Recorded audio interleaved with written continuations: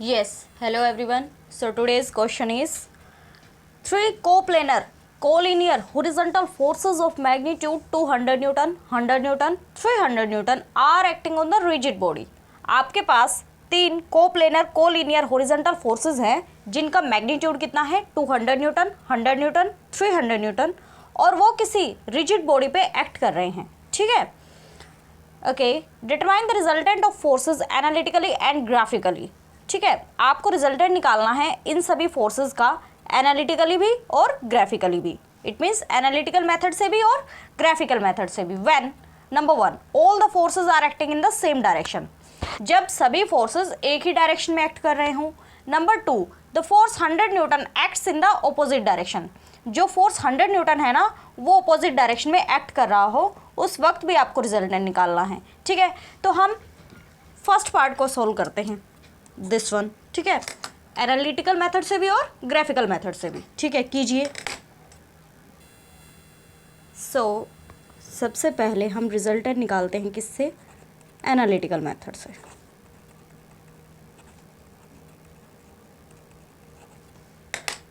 ठीक है, ओके. सो बच्चे हमें पता है F1 फोर्स है उसका मैग्नीट्यूड कितना है 200 न्यूटन. F2 जो फोर्स है उसका मैग्नीट्यूड कितना है 100 न्यूटन. F3 जो फोर्स है उसका मैग्नीट्यूड कितना है 300 न्यूटन. और डायरेक्शन के बारे में इसने बताया है कि ये हॉरिजॉन्टली एक्ट कर रहे हैं.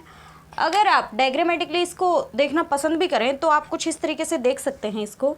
जैसे let us consider this is our rigid body and three forces are acting on it and these forces are coplanar collinear and in which direction they are acting? They are acting in the horizontal direction. ठीक है, they are acting in the horizontal direction. So this is F1, F2 and F3. ठीक है. So बेटा जो resultant है वो क्या हो जाएगा?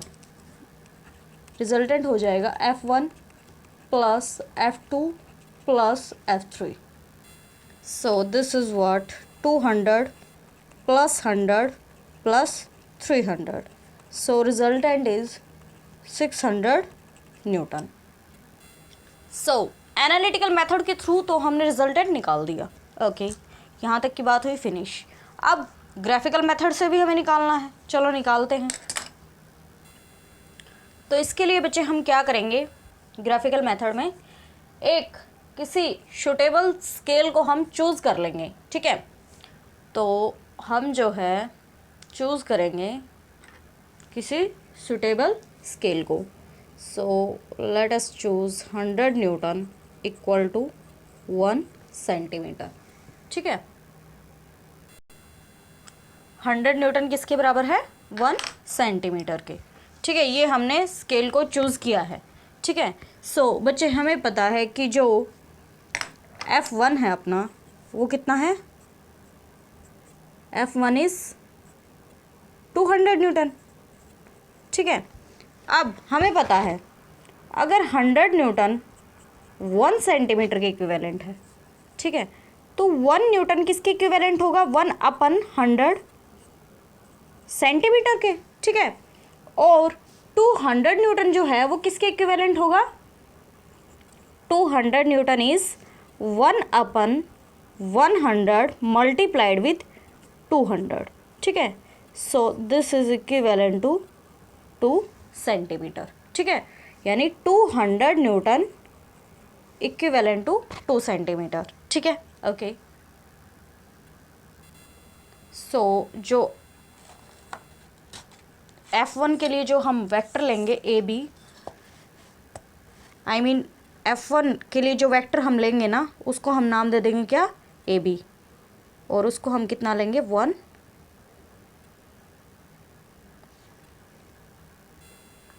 बाई 100 इंटू 200 और ये कितना बना था? 2 सेंटीमीटर.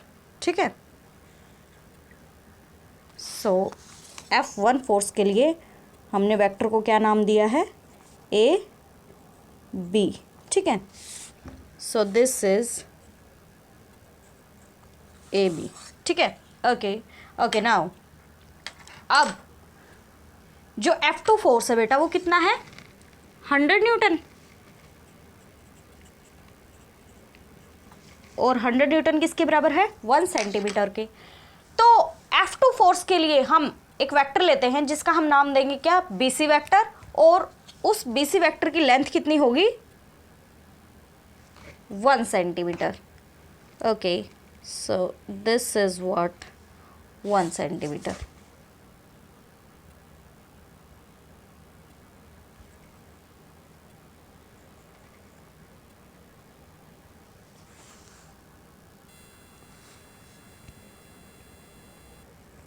ठीक है, आई होप बच्चों आपको यहाँ तक की बात क्लियर होगी। उसके बाद जो F3 फोर्स है, F3 फोर्स कितना है? 300 न्यूटन। ठीक है, ओके, सो अगर 100 न्यूटन 1 सेंटीमीटर के इक्विवेलेंट है तो 1 न्यूटन 1/100 सेंटीमीटर के इक्विवेलेंट होगा और 300 न्यूटन किसके इक्विवेलेंट होगा? 1/100 मल्टीप्लाइड विथ 300 और ये centimetre. It means this is equivalent to 3 centimetre. 300 newton is equivalent to 3 centimetre. तो F3 फोर्स के लिए हम एक वेक्टर लेंगे। कौन सा? उसको हम नाम दे देंगे कोई भी, जस्ट लाइक हम उसको नाम दे देते हैं CD। F3 फोर्स के लिए हमने CD वेक्टर लिया है। We have taken this vector CD जो कि F3 फोर्स को रिप्रेजेंट करेगा। Okay, so this is vector CD। ठीक है,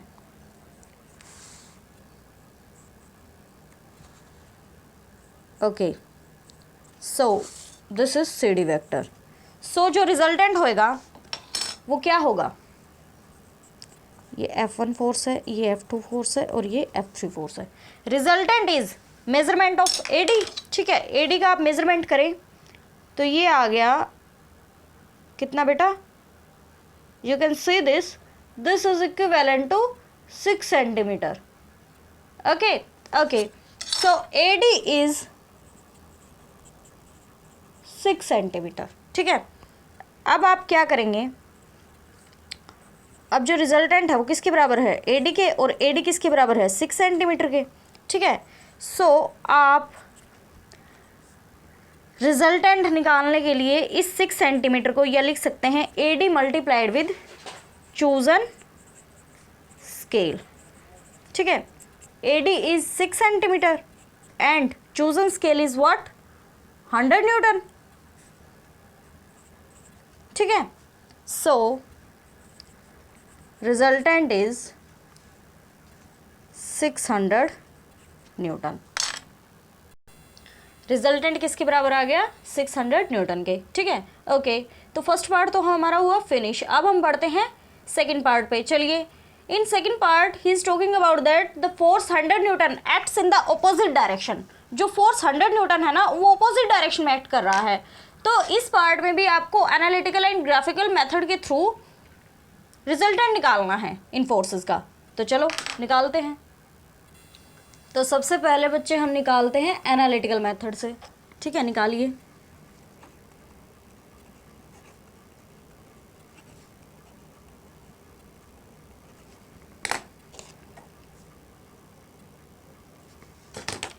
सो F1 is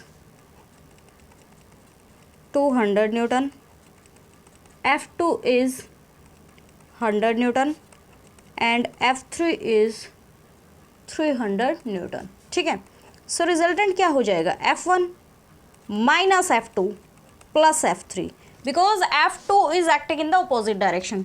so this is what? 200 minus 100 plus 300। ठीक है, तो ये कितना आ गया? 400 न्यूटन। सो रिजल्टेंट जो है कितना आ गया? 400 न्यूटन। ओके बच्चे, एनालिटिकल मेथड से तो ये निकल गया। अब हम इसको निकालते हैं, यानी रिजल्टेंट को अब हम निकालते हैं ग्राफिकल मेथड के थ्रू। निकालिए। तो इसमें भी हम स्केल ले लेंगे that 100 newton is equivalent to 1 centimetre. 100 newton is equivalent to 1 centimetre. तो बेटा हमें पता है कि जो F1 है वो कितना है, 200 न्यूटन। ठीक है, अब हमने जो स्केल सेलेक्ट किया है वो क्या है, 100 newton equal to 1 centimetre. So 1 newton जो है 1/100 ऑफ सेंटीमीटर हो जाएगा। एंड जो 200 न्यूटन होगा वो क्या होगा, 200 न्यूटन इक्वल टू 1/100 ऑफ 200। सो ये कितना हो गया, 2 सेंटीमीटर। ठीक है, जो F1 फोर्स है इसको हम 2 सेंटीमीटर की लेंथ से प्रेजेंट कर सकते हैं। तो हम एक वेक्टर ले लेते हैं, ठीक है, और उसको नाम दे देते हैं क्या, AB। AB वेक्टर लिया हमने और उसकी जो वेक्टर की जो लेंथ है वो कितनी लेनी है, 2 सेंटीमीटर। ठीक है, okay. So this is what, 2 centimetre. ठीक है, ओके जी। सो बेटा ये जो है AB वेक्टर ये F1 फोर्स को प्रेजेंट कर रहा है। ठीक है, ओके ओके। उसके बाद उसने बोला है बेटा क्या, कि जो F2 फोर्स है वो कितना है, 100 न्यूटन। और 100 न्यूटन उसने बोला है कितना है, 1 सेंटीमीटर के इक्विवेलेंट, यानी जो हमने सेलेक्ट किया है स्केल। सो इसको हम ऑपोजिट डायरेक्शन में लेंगे और 1 सेंटीमीटर की लेंथ का वेक्टर लेंगे जिसको हम नाम दे देंगे क्या, BC, और ऑपोजिट डायरेक्शन में लेंगे क्योंकि जो फोर्स F2 है वो ऑपोजिट डायरेक्शन में एक्ट कर रहा है। ठीक है, सो दिस इज व्हाट